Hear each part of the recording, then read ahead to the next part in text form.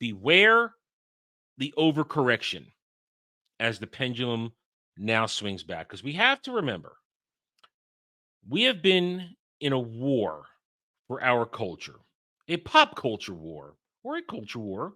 They're the same thing, essentially, different fronts, different levels. But we've been battling how do I put this properly? We've been battling Marxist commies. We've been battling Marxism. We've been battling a corrupt, despicable, disgusting ideology, which has many branches to it, including all forms of wokeism, intersectionalism, identitarianism. It's all woven into that because it's the tools that they have now developed in the modern age to push their Marxist commie agenda. Let's be very honest with ourselves here. In these years, whether you are on the sidelines or in the chat or just watching and or some way supporting those of us who are on the front lines, who are in the trenches, who are taking the slings and arrows, we are tired. We have been beaten up watching our favorite things in life, the franchises we hold dear. We've watched them be destroyed, and it has just torn us all up inside. If you haven't been torn up at some point in all of this, well, maybe they just haven't gotten to yours yet, but they will, because this is still happening. This isn't over. But as I say that, we cannot ignore the fact that we are winning. We are winning this culture war, this pop culture war, but at a lot of cost. And for some people, the cost has been their ability to have hope, their ability to tolerate things, their ability to basically deal with every little thing that comes along, which has left them either apathetic or black-pilled. I've talked about apathy and black-pilling before. That's not what tonight's monologue is about. What tonight's monologue, as it is about, is the fear of the overcorrection. The pendulum has been held in place artificially for the past 2 years since COVID. It was starting to swing back, but the events of COVID had allowed them to hold it in place at the woke epicenter.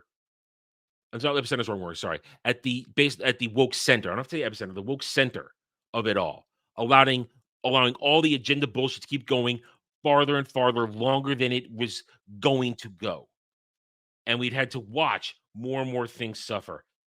And in doing so, as I just said, we're tired, we're beat up.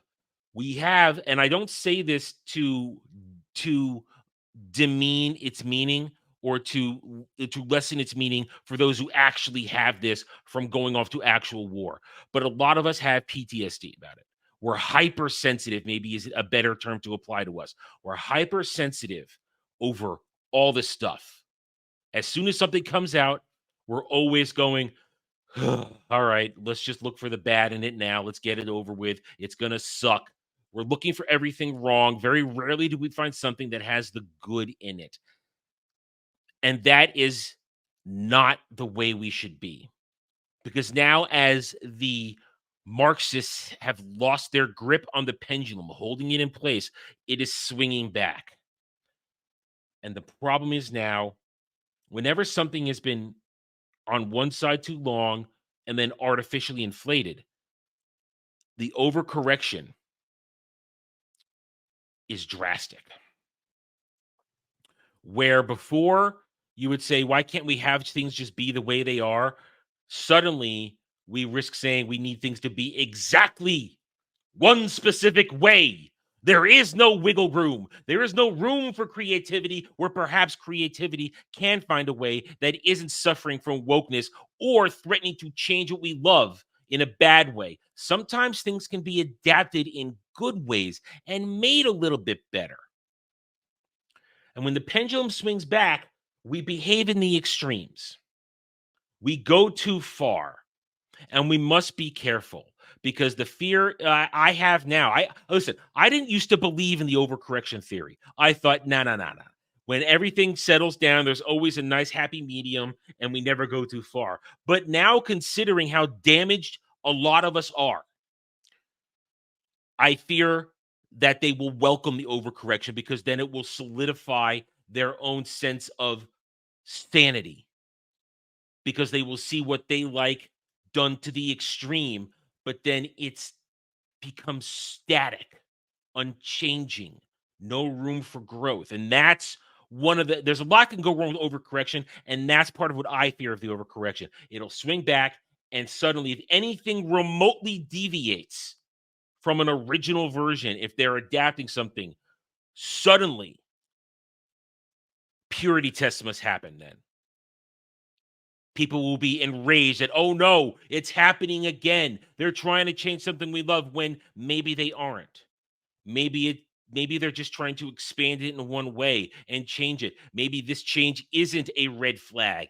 Maybe is just something that grows the IP or grows the story in a way that will allow it to flourish in a new fashion and evolve and tell future stories.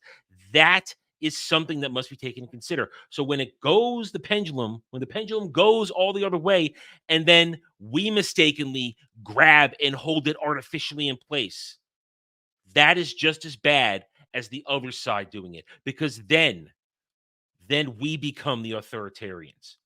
Then we become the ones that are saying, do as we want. Don't do this, don't do that. We start issuing orders to ourselves, and we start issuing orders to each other.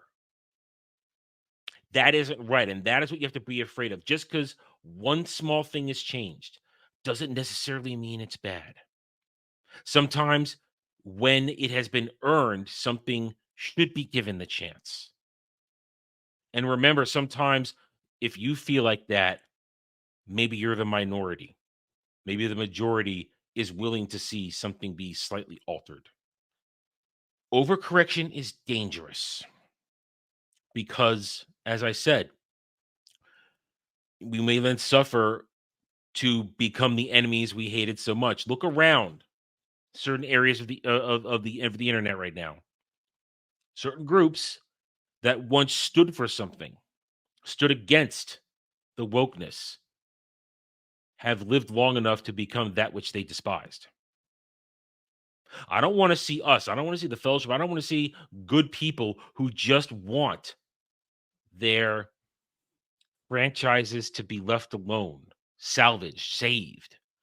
I don't want them to become so rigid that there's no room for creativity anymore. And that's the far left is sometimes too, well, not sometimes, always too open to destroying everything in the same name of change. But then when it swings back to a more conservative idea, well, then you don't want to change at all. And that is just as bad. It's just as bad to stifle creativity on one side when you want no change than the other side that stifles creativity that does nothing but change, alter, corrupt, pervert. It's just as dangerous to make something be frozen and static and unchanging. I hope you guys understand what I'm saying here. And I want people to hear this message. Do not let the overcorrection turn us into what we've been fighting against, just a different version.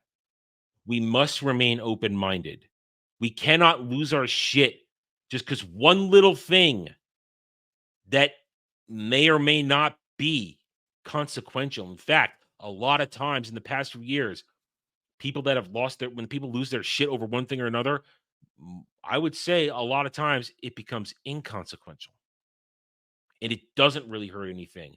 Is it stupid? Oh, it could still be stupid.